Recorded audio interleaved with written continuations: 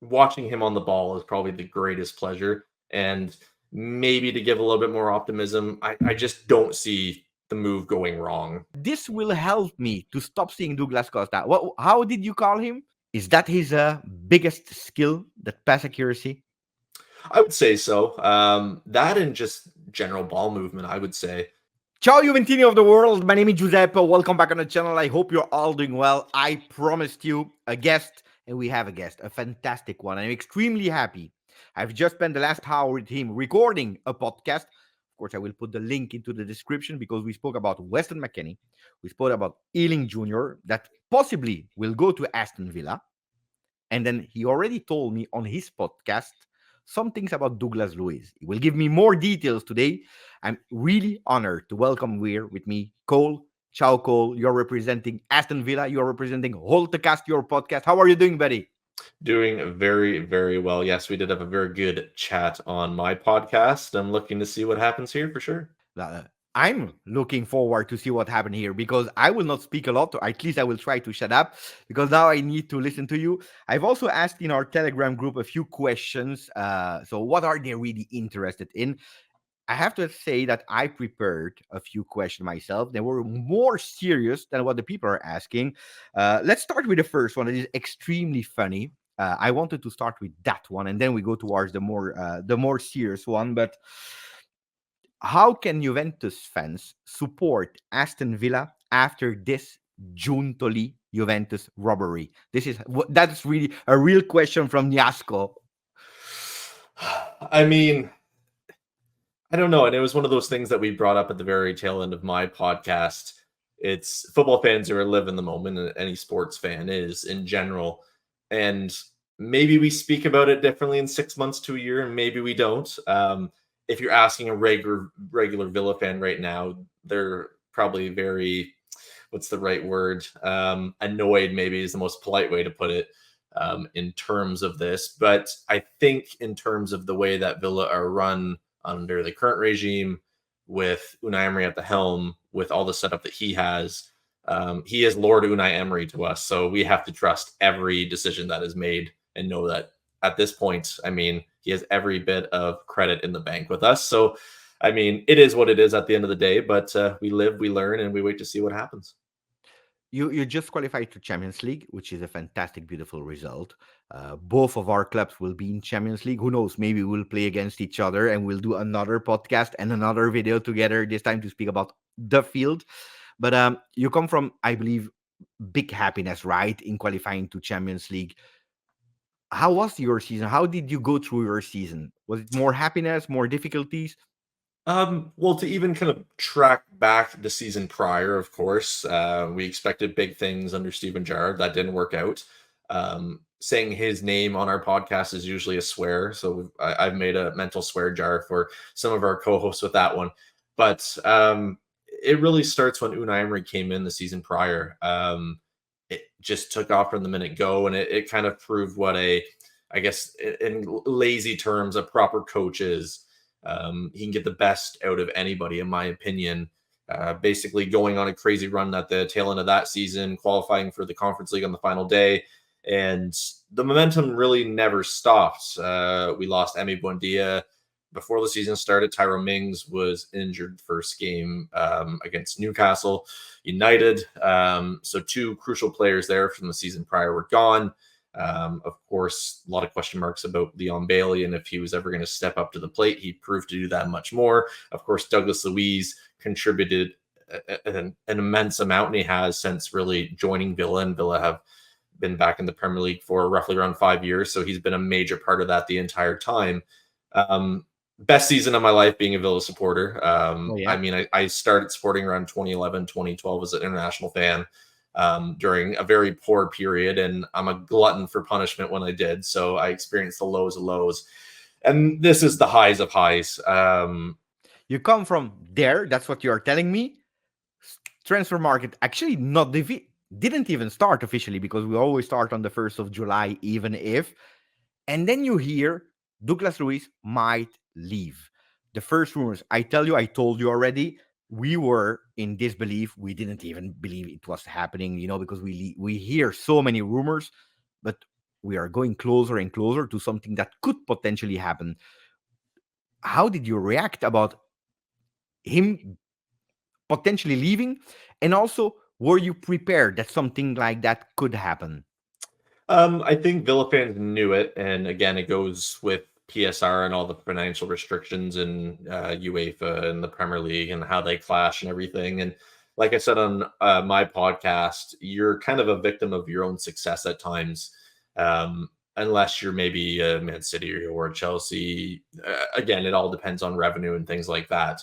Um, and I kind of felt like it was going to happen. Everyone on my podcast, there's about 6 co-hosts of us, everyone agreed on that. And a lot of the Villa fan base kind of annoyingly agreed on it as well, that it was going to happen. Now, Douglas Luiz slowly became kind of the obvious choice amongst fan base, even before the Juve links came out.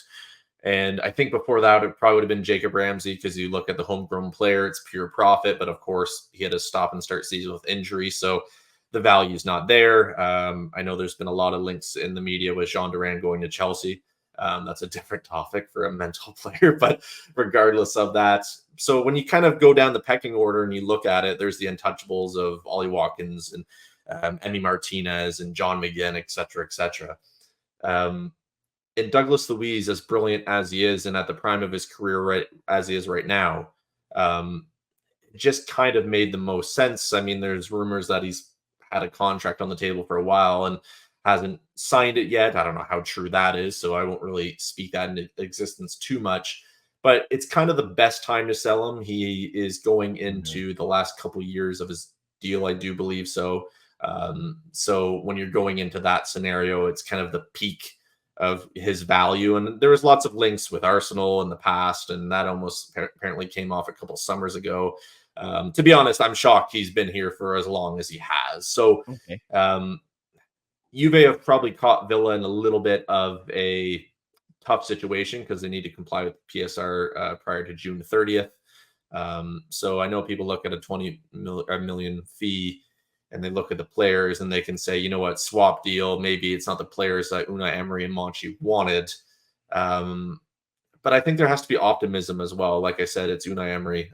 He's turned rubbish into gold since he's been at Villa. And as much as I love that man, Dougie Luiz, unfortunately, it's one that it looks like Juve fans get to treasure a little bit further into the future at this point.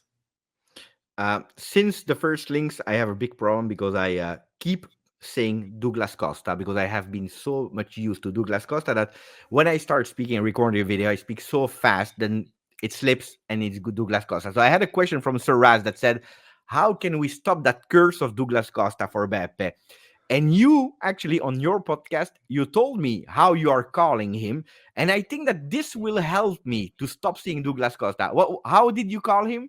So there's a few nicknames on our podcast. Our parish calls him Dougie Luiz. That's probably the easiest. Dougie, as he gets. It's almost like you talk as if he's one of your friends. I think that's one of the easiest ways to do it.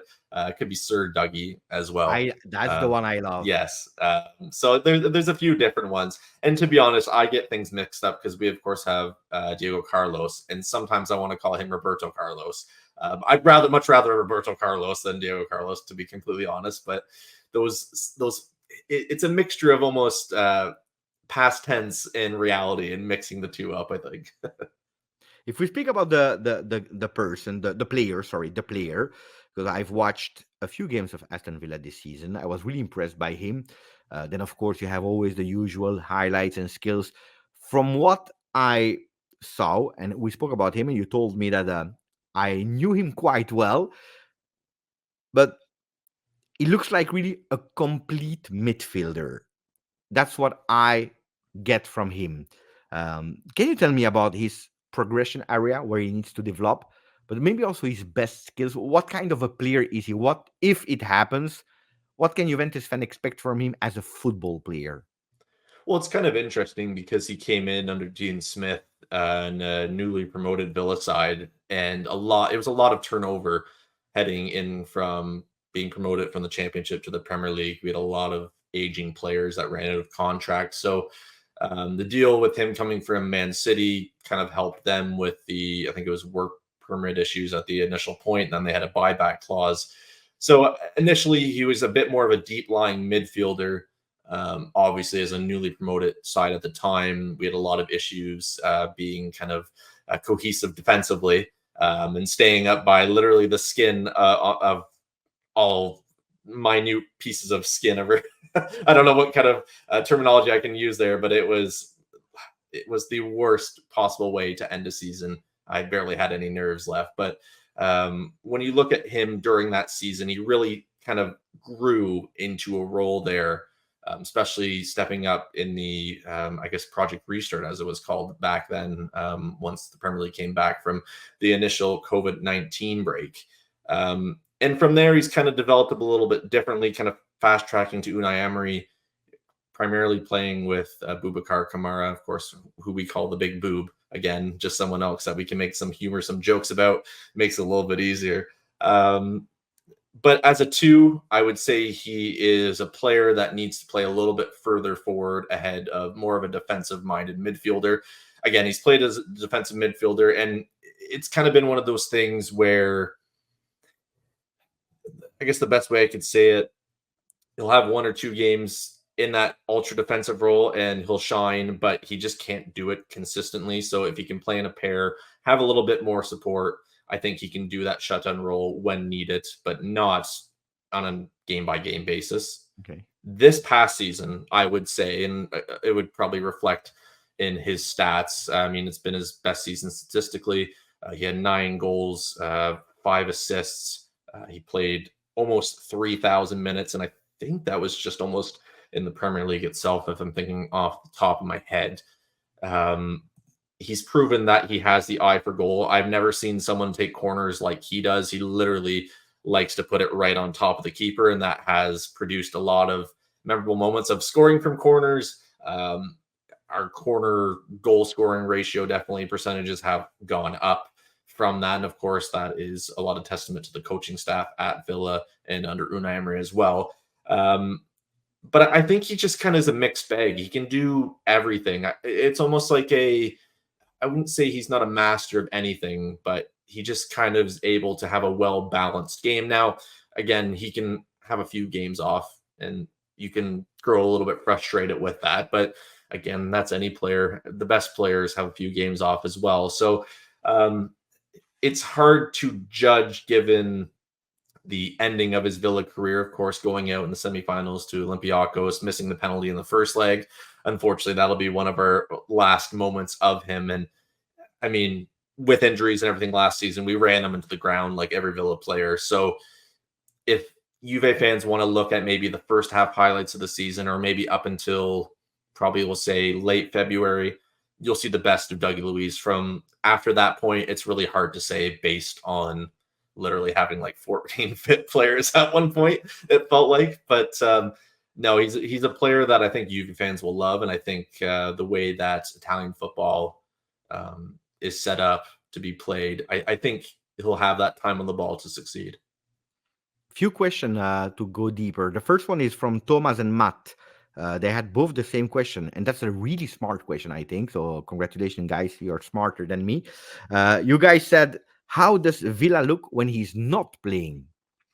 Well, there's actually a stat. We have a Aston Villa Stato is his X handle if you want to ever look at Villa-related stats.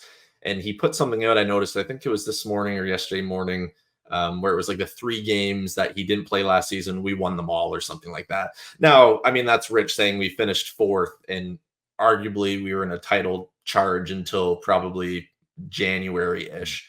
So, I mean, it's maybe more of a humorous kind of stat to put out there more than anything.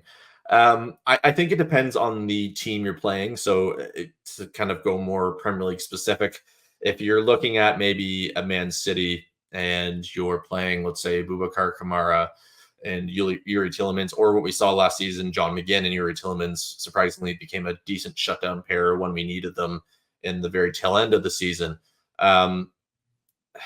I would say we fared well, but he does have just his passing, his ability to kind of get out of tough situations. He's a smart footballer, and we've watched him grow at Villa. So I think that's the nicest thing on my podcast that we were doing with you earlier, Giuseppe. We were speaking about Illing Jr. and how you've watched him mature already at a young age, and same thing with Weston McKennie. I think Douglas Luiz is the same kind of player in terms of watching him mature. We had a good nucleus of Brazilian players at Villa at one point, and I think that really helped him develop. And it kind of course, his girlfriend plays for the women's team, and maybe that helped a little bit as well. He definitely found a home here.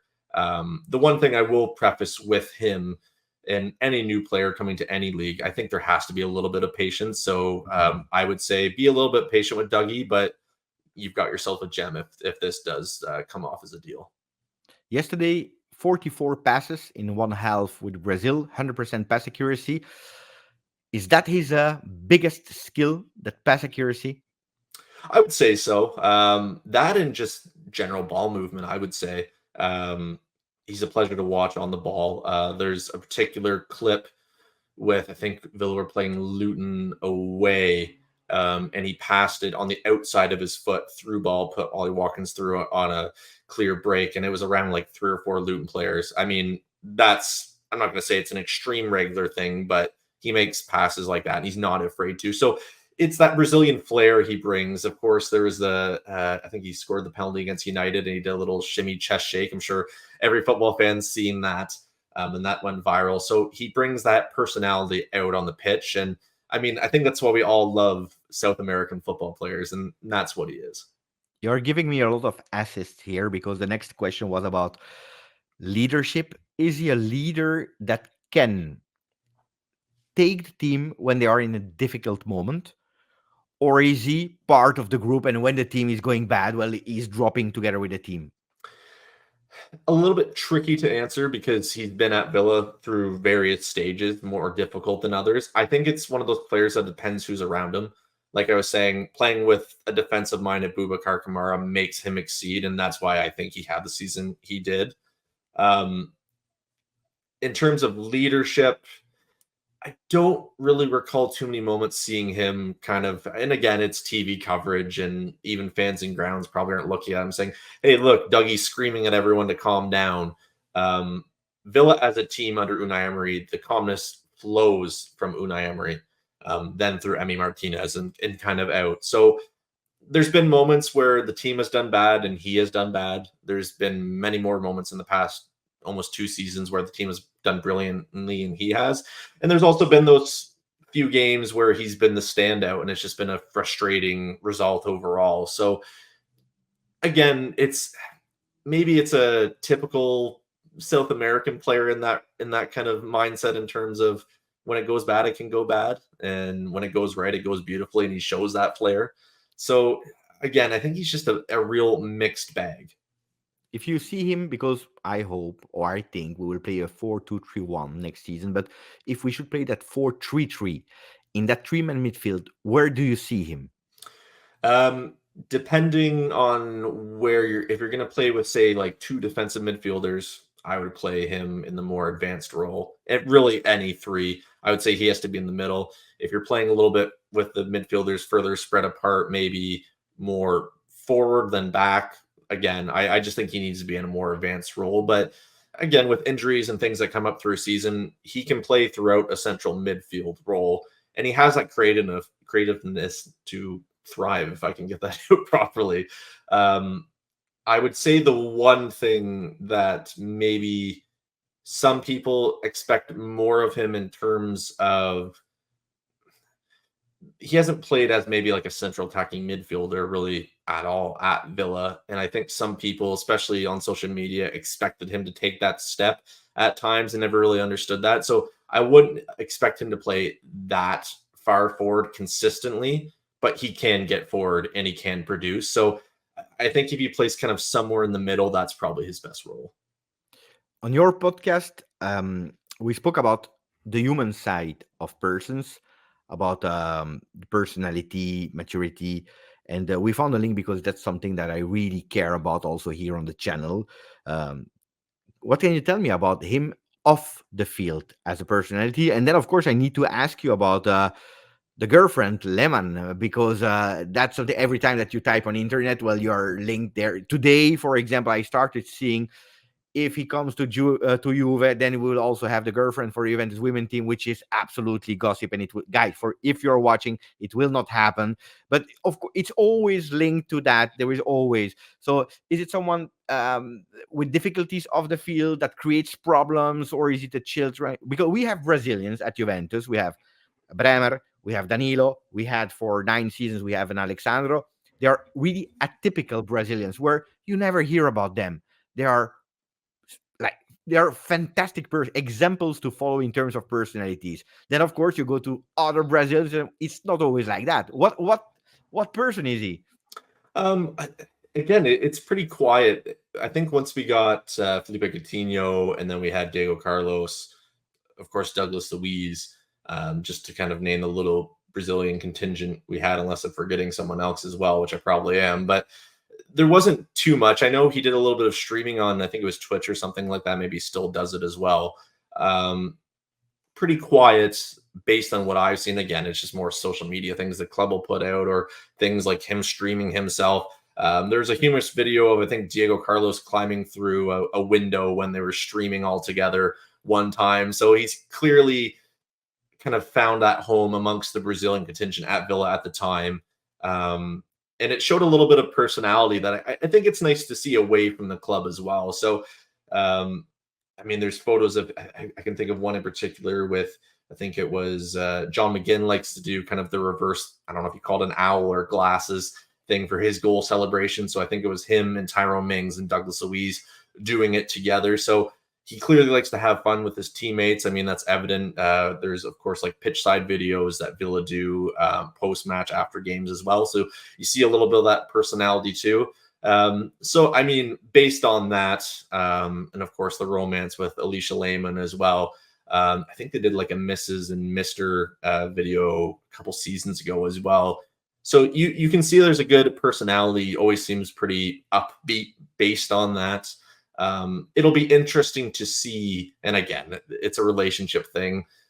I don't know, does it affect some kind of initial performance if he does move to Juventus, being away from a partner, things like that? It's always something to keep in mind. I wouldn't really obsess over it, but it is interesting to see the links that, oh, she has to follow wherever he goes now. But maybe that's just some people being a little bit of the older mindset that doesn't necessarily have to be a thing anymore. But enough on, I guess, the diversity of people. Two small fast questions so that we can wrap up. If there is a player that you can compare to, I know that people, because you asked me exactly the same question about Ealing Jr. and I had it prepared as well. Some people in the chat said, is he the new Arturo Vidal? That's what people asked me. I would personally not be able to answer that question like that. Maybe you can tell us another player, or maybe Vidal if you know him well enough.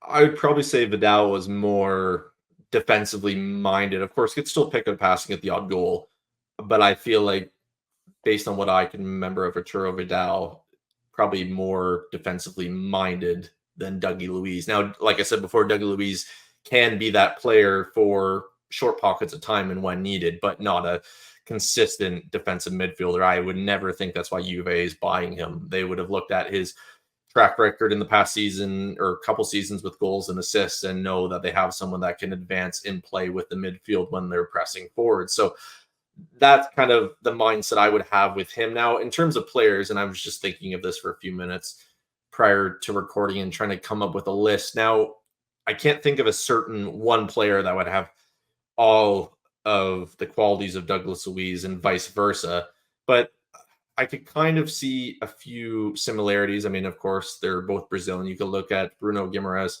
at Newcastle United. I would probably say Bruno is more efficient defensively, but you look at their ball movement, the ball movement stats, passing stats, they're pretty similar. So in terms of that, if you're familiar with him and watched Brazilian football, or of course Newcastle United within the Premier League, you could say with him. I was also looking at, I think it was, and again, this is an Italian name, so I do apologize with a Canadian trying to pronounce Italian. I was looking at Nicolo Barella's stats as well, and him and Dougie Luiz's passing stats and minutes played were actually very similar. So if you want to get a sense of that, potentially you could look at that if you're looking at it from a numbers game as well. I'm kind of very glad I found that at the last minute. And then again, I just looked online too, and some sites even linked some of his ball movement and just overall kind of physical movement off the ball to a Rakitic based on numbers in the past as well. I think Rodrigo de Paul was on there as well within this article I was reading earlier too. So, I mean, you could throw those in there. I don't know if Arsenal fans would agree with me. I think he has a little bit of Declan Rice in him when he's passing the ball as well. So I think it's one of those things where maybe some of the comparisons people won't agree with. But he's just kind of an all-round player that has good qualities all over. And there's not really one weakness I would sit back and say, you know what, this is going to let your team back and cost you in any kind of certain way. I'm not sure if I will upload this video because you told me, because Juventus fans, they don't like Inter. But there is one Italian player, Nicolo Barella, that I know that a lot of Juventus fans, they are telling you, if we can grab one player from Inter, it will be Nicolo Barella. So if you tell me Barella, if you tell me Guimaraes, that is also linked with City, that is a really fantastic player. If you tell me a Declan Rice, that is having a really beautiful season. And then you're telling me, because that's the really last question, because you're speaking a lot about offensive. You told me about the stats of goals, etc. I try to go a bit more deeper. I saw that a lot of stats, maybe they are a bit influenced or impacted by set pieces, free kick, corner kick, Olimpico, penalty kick that he's taking. Are Juventus fans expecting now a midfielder is scoring a lot, or is it just, okay, it happens and it's on top and it's the icing on the cake? Because I don't want to create false expectation that if he scores like 5 goals, people will be pissed off. Yeah, no, absolutely. I should preface that again, if you look at Villa clips with him in it, corners, a lot of his goals are from penalties or within the box, him coming in as like a second or third runner. I mean, you can look at it that way. And again, he only really had one prolific goal scoring season at Villa, the last season, of course. So I wouldn't say expect 15 goals from him. And again, I picked those players out like a Declan Rice or a Bruno Guimaraes, et cetera, for different qualities. And it's not the physical nature. I wouldn't say Douglas Luiz is a physical specimen. He's not massive. He's not going to take out 2 players and win the ball back or anything by any means like that. He can intercept the ball. He can tackle with the best of them. And I think that just speaks to his overall well-roundedness. The thing I would say is, if you ever have enough time, and again, I'm not expecting people to go back, if you watch a few Villa games and just watch him, he's maybe not getting the primary assist. It might be the secondary or the third. He can drive play forward and he can create the initial play to set up the overall goal or attempt on goal, whatever it might be.